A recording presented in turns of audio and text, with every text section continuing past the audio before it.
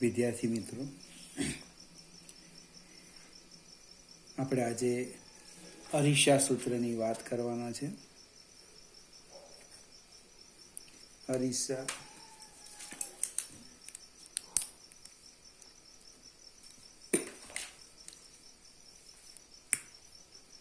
અરીસા સૂત્ર,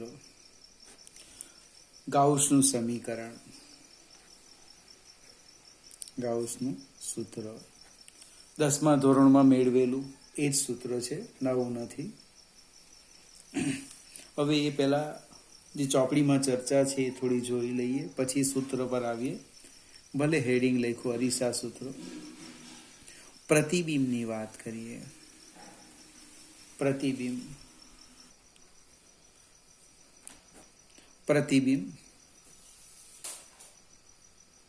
એના આપણે બે પ્રકાર પાડવાના. એક પ્રતિબિંબ વાસ્તવિક પ્રતિબિંબ અને બીજું આભાસી. આપણે મુખ્ય કેન્દ્રની જે વ્યાખ્યા આપી એમાં એક શબ્દ લખતા હતા કે પરાવર્તન પામીને પરાવર્તિત કિરણો કોઈ એક બિંદુ આગળ, શબ્દ લખેલો જો, શબ્દ કેન્દ્રિત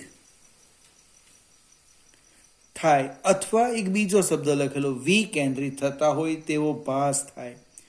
હવે કોઈ એક બિંદુ આગળ પરાવર્તિત કિરણો કેન્દ્રિત થતા હોય તે બિંદુ આગળ શું મળે? વાસ્તવિક પ્રતિબિંબ. અને જ્યાં આપણે ભાસ કરવો પડે કે અહીંથી છૂટા પડે છે, વિકેન્દ્રિત, એને કેવું પ્રતિબિંબ કહેવાય? આભાસી. વિકેન્દ્રિત. અંતર્ગોળ અરીસામાં આપણને વાસ્તવિક પ્રતિબિંબ મળે, બહિર્ગોળ અરીસામાં આપણને કેવું મળે? આભાસી. વાસ્તવિક પ્રતિબિંબ હંમેશા કેવું હોય? ઉલટું હોય. વાસ્તવિક પ્રતિબિંબ હંમેશા ઉલટું હોય. જ્યારે આ જે પ્રતિબિંબ છે એ વસ્તુ કરતાં નાનું અને કેવું આવવાનું? ચત્તું હોય. હવે વસ્તુ કરતાં નાનું જ આવે એવું જરૂરી નથી, એટલે આપણે આટલું જ યાદ રાખીએ. વાસ્તવિક પ્રતિબિંબ એટલે આપણને પરાવર્તિત કિરણો પરાવર્તન પામીને જે બિંદુ આગળ કેન્દ્રિત થતા હોય તે બિંદુ આગળ જે પ્રતિબિંબ મળે એને વાસ્તવિક કહેવાય, અને વિકેન્દ્રિત થતા હોય તે બિંદુ આગળ આભાસી પ્રતિબિંબ. વાસ્તવિક પ્રતિબિંબ ઉલટું આવે, આભાસી પ્રતિબિંબ ચત્તું આવે. અને આપણે પડદા પર ઝીલી શકીએ, આભાસીને ઝીલી શકતા નથી. ત્યાર પછી 10માની વાત કરીએ કે પ્રતિબિંબ મેળવવાનું છે. પ્રતિબિંબ આપણે મેળવવું છે તો કેવી રીતે મેળવાય? તો ઓછામાં ઓછા 2 કિરણ લેવાના. 10મા ધોરણની વાત કરીએ તો આપણી પાસે લગભગ 3 કિરણ છે. આપણે ઓછામાં ઓછા 2 કિરણ લેવાના. પ્રતિબિંબ મેળવવા માટે 1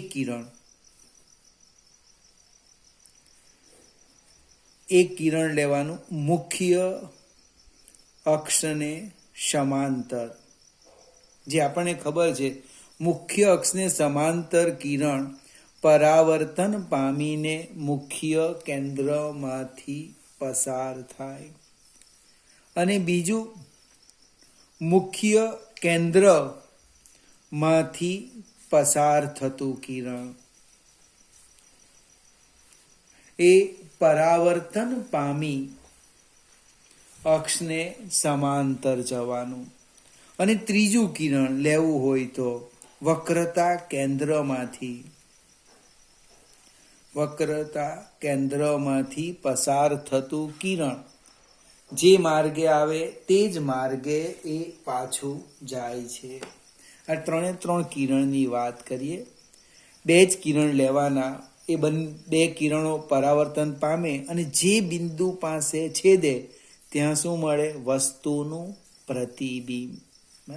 આપણે અંતર્ગોળ અરીસાની હું વાત કરું છું. આ વાંચવા કરતાં તમે આકૃતિ દોરી દો તો ખૂબ સરળ. આ રીતે હવે ધારો કે અહીંયા હું F લખું, આ મેં 5 સેન્ટીમીટર, આ પણ 5 જ લખવાનું, સી લઈ લેવાનું. એક કિરણ તો કે મુખ્ય અક્ષને સમાંતર જો આ રીતના દોરી દેવું, એ ફિક્સ જ છે. શું થવાનું? પરાવર્તન પામીને મુખ્ય કેન્દ્રમાંથી પસાર થાય. ફરીથી અક્ષને સમાંતર કિરણ, આપણી પહેલી વાત કરી હતી. પરાવર્તન પામીને મુખ્ય કેન્દ્રમાંથી. બીજું લેવો, મુખ્ય કેન્દ્રમાંથી પસાર થતું કિરણ. આમ ફિક્સ જ છે. પરાવર્તન પામીને અક્ષને સમાંતર જાય. આજે પરાવર્તિત કિરણો જે બિંદુ આગળ છેદે ને ત્યાં શું મળે?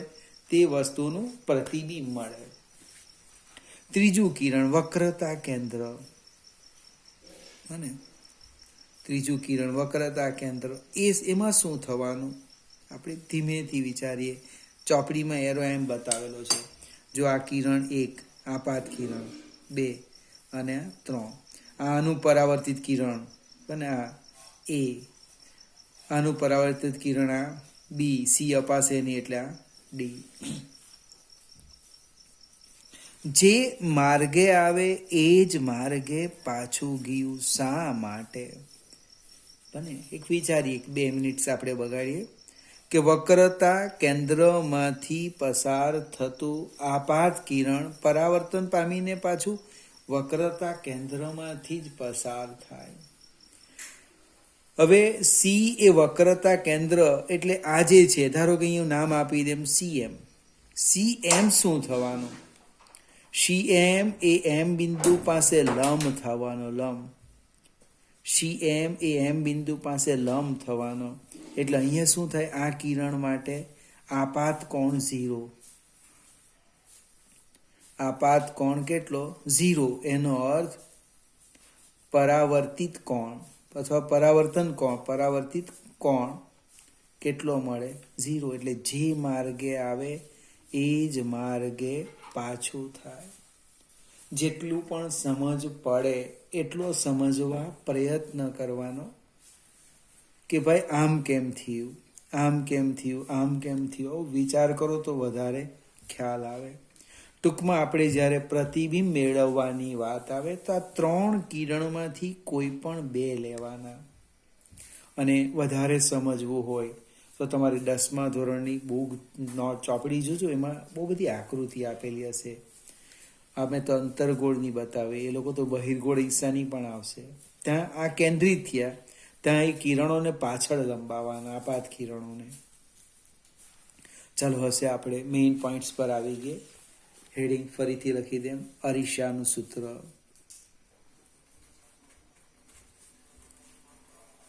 આપણે અંતરગોળ અરીસાનો ઉપયોગ કરવાના છે. એટલે એક અંતરગોળ અરીસો હું દોરી દેમ આ રીતે.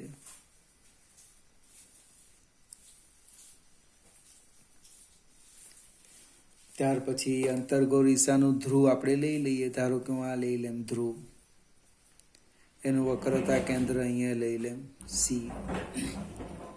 C અને P નું મધ્ય બિંદુ લઈ લેવું, ત્યાં લખી દેવું F. આવવાનું F. હવે આ જે અરીસો છે એ નાના દર્પણ મુખવાળો છે. આ એની મુખ્ય અક્ષ થશે. માત્ર આકૃતિ સમજાવો પછી ચર્ચા કરીએ. હવે આ અંતર F છે, આ અંતર F છે. એટલે કોઈક મિત્ર આમ પણ લખે C થી દૂર મૂકો અથવા 2F થી દૂર એક વસ્તુ મૂકી દેમ આ રીતે. જે વસ્તુ મૂકું એ અક્ષને લંબ છે. નામ આપી દઈએ A, B. પ્રશ્ન છે આપણે એનું પ્રતિબિંબ મેળવવાનો. તો પ્રતિબિંબ કેવી રીતે મેળવવાના? તો પહેલા બિંદુ A નું પ્રતિબિંબ મેળવું. એટલે A માંથી મારે 2 કિરણ લેવાના. એક કિરણ અક્ષને સમાંતર અને બીજું મુખ્ય કેન્દ્રમાંથી પસાર થતું.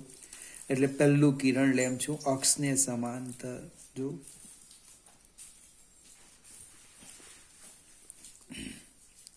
એ બિંદુનું પ્રતિબિંબ મેળવવાનો છું.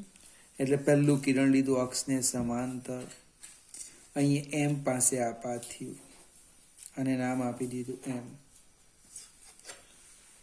વિદ્યાર્થી મિત્રો, પરાવર્તન પામીને ક્યાંથી પસાર થવાનું?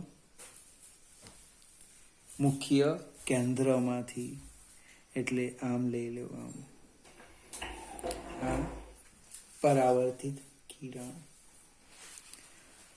હવે બીજું કિરણ લઈએ. બને અહીંયા બુકની અંદર મુખ્ય કેન્દ્રની જગ્યાએ વક્રતા કેન્દ્ર આપેલું છે, તો આપણે વક્રતા કેન્દ્ર લઈએ. બને બીજું કિરણ વક્રતા કેન્દ્રમાંથી પસાર થાય છે. થોડીક આકૃતિમાં આપણે સી અહીંયા લઈ લેમ છું. આ કેન્સલ કરી દઈએ. આ રીતે ફિગરની વાત કરતો છું. આમ વક્રતા કેન્દ્રમાંથી પસાર થતું કિરણ પાછું તે જ માર્ગે જાય. આમ જસ્ટ હમણે જ જોઈ ગયા. બંને પરાવર્તિત કિરણ ક્યાં મળે છે? અહીંયા એનું નામ આપી દેવું એ ડેશ. હવે એ ડેશ માંથી અક્ષ પર લંબ દોરો. એફ અહીંયા લખો.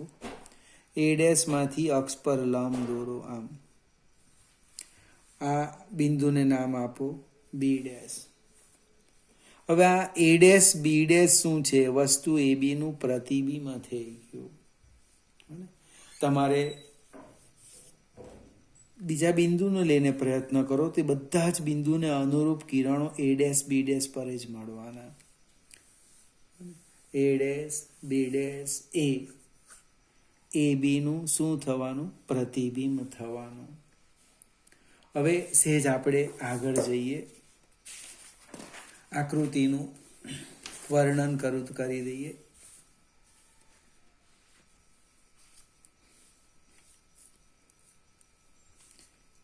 આપણે ત્રીજું પણ કિરણ બતાવવું હોય તો ધ્રુવ પર આપાત કરો અને પરાવર્તન કરીને અહીંથી લઈ લો. પણ આપણે આ બે ચાલશે.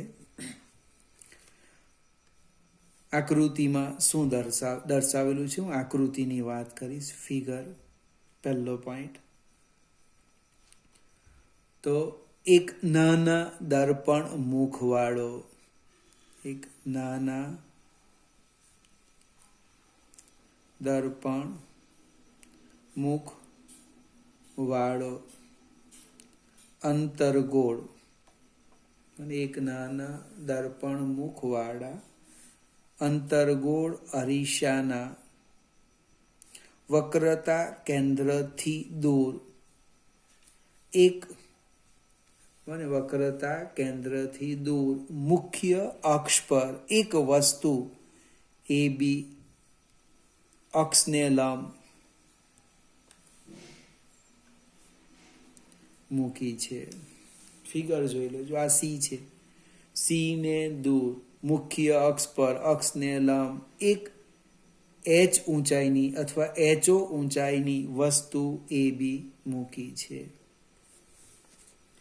એમાંથી પરાવર્તન પામીને આવતા કિરણો બને એમાંથી નીકળતા કિરણો આપણે આમ લખીએ. એમાંથી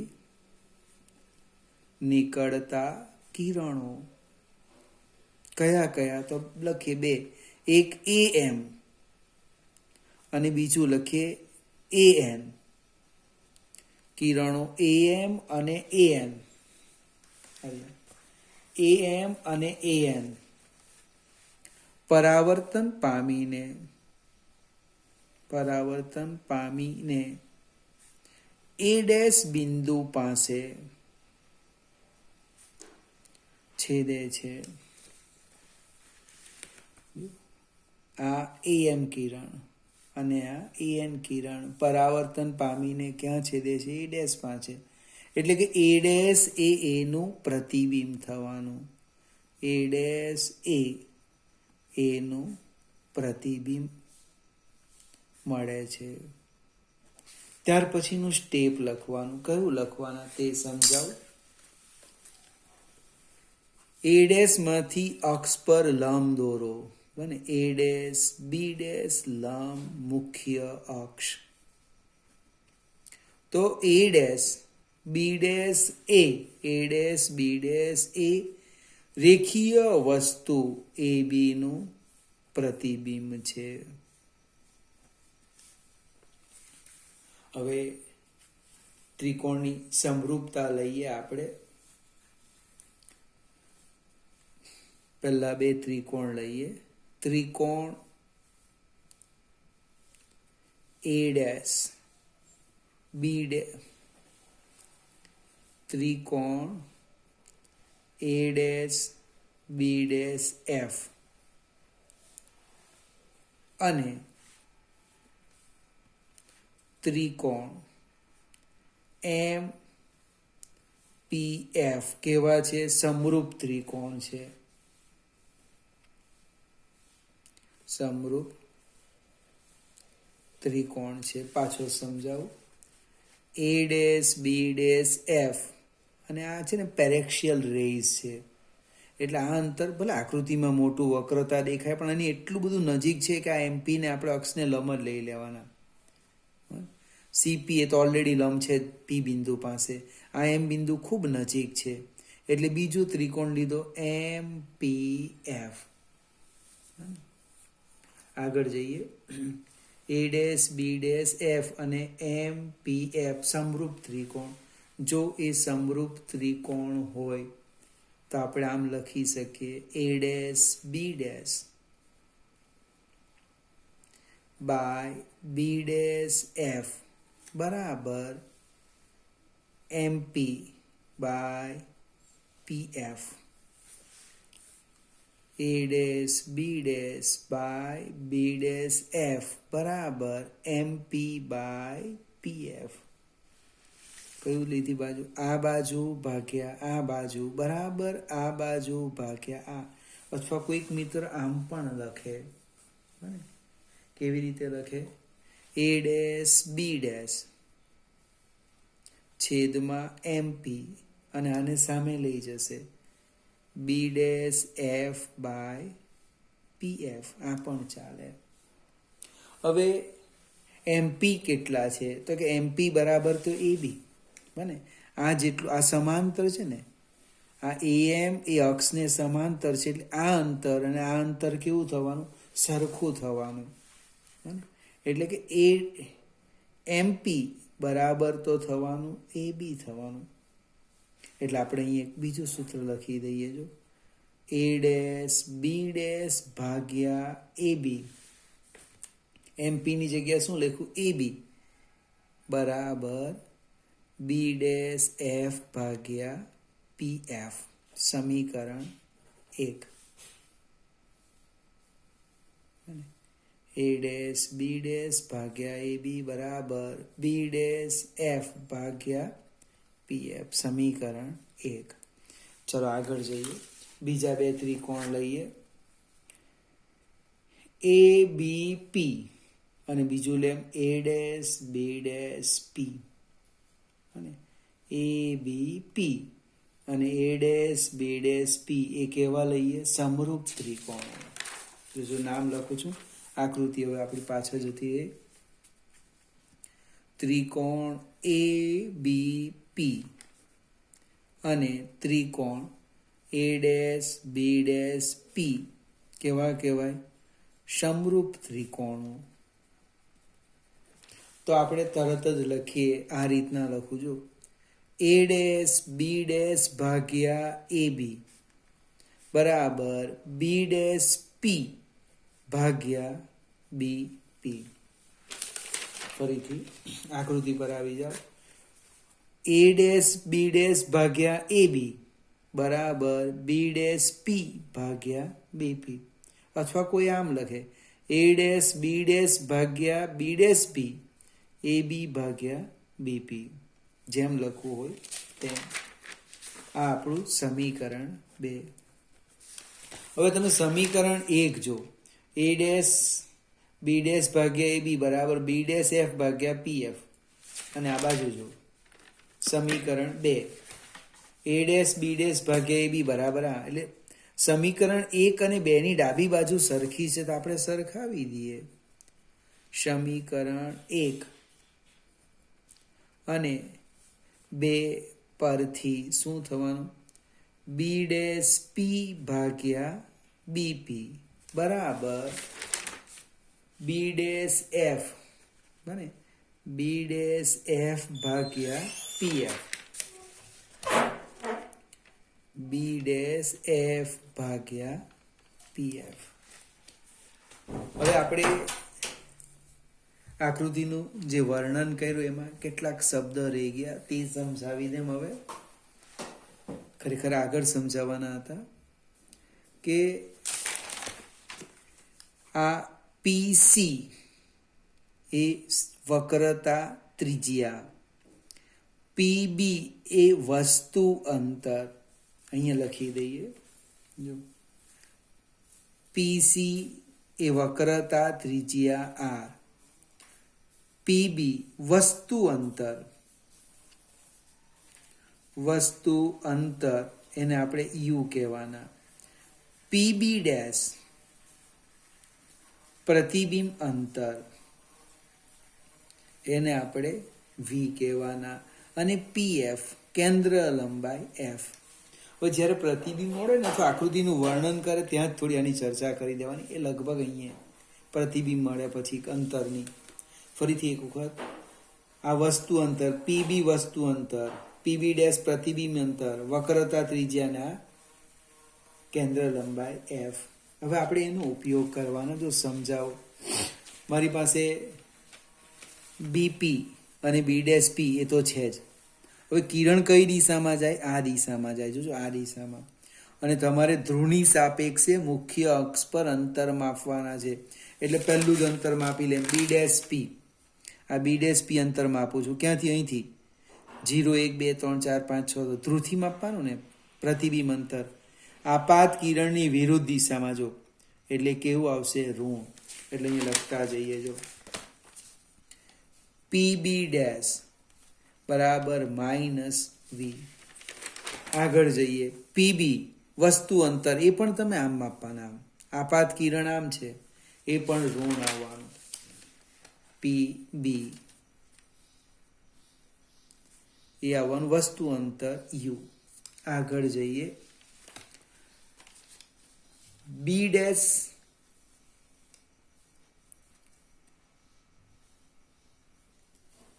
ચલો સેજ આપણે આગળ જઈએ, બી ડેશ એફ શોધવાના છે. એટલે બી ડેશ એફ એટલે શું થવાનું? BP minus PF. આ અંતરમાંથી આટલું બાદ કરો. મારે બી ડેશ એફ જોઈએ. બી ડેશ એફ એટલે આ રીતના લખું છું. B dash F, B dash F કેવી રીતે લખવાનું? BP minus PF, BP B dash P minus PF. હવે બી ડેશ પી એ તો કયું અંતર થવાનું? બી ડેશ પી એ પ્રતિબિંબ અંતર. એટલે માઇનસ વી માઇનસ પીએફ કેન્દ્ર લંબાઈ. એ પણ આ બાજુ જવાનું, આપાત કિરણની વિરુદ્ધ દિશામાં, માઇનસ એફ. એટલે એ થવાનું માઇનસ વી પ્લસ એફ. અને પીએફ એ તો આપણે લખી જ દઈએ, PF equal to minus F. ફરીથી આપણી જેટલી જરૂરિયાત હતી 4 વસ્તુ. બી ડેશ પી, હવે આકૃતિ નથી જોતો, અહીંથી સીધું લખું. બી ડેશ પ્રતિબિંબ અંતર માઇનસ વી. બી વસ્તુ માટે છે, વસ્તુ અંતર.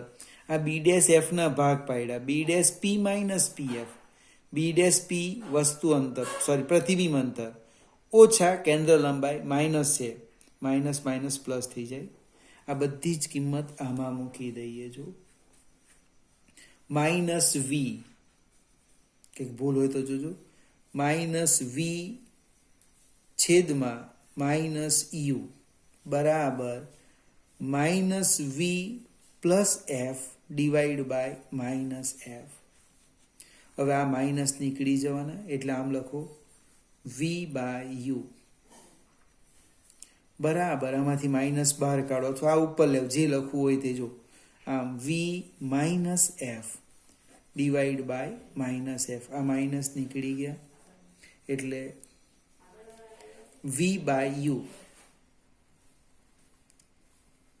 બરાબર V minus F by F.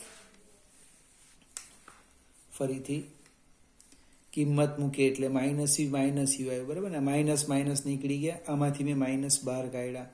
કાઉન્સ છોડો એટલે આ પદ ઉપરનો આવી જાય, વત્તા ઓછા ઓછા વત્તા, આ બંને નીકળી ગયા, આ સ્ટેપ આવી ગયું.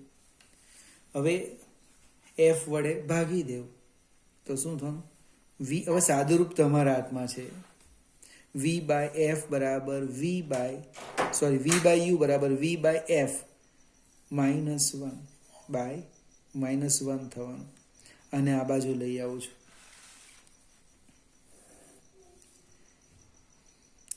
વી બાય એફ બરાબર 1 પ્લસ વી બાય યુ. હવે દરેક પદને વી વડે ભાગતા, બંને બાજુ દરેક પદને વી વડે ભાગતા શું થવાનું? V by V F 1 by V plus V by U V. આ વી ને વી કેન્સલ થઈ જશે, અહીંયા નીકળી જવાનું.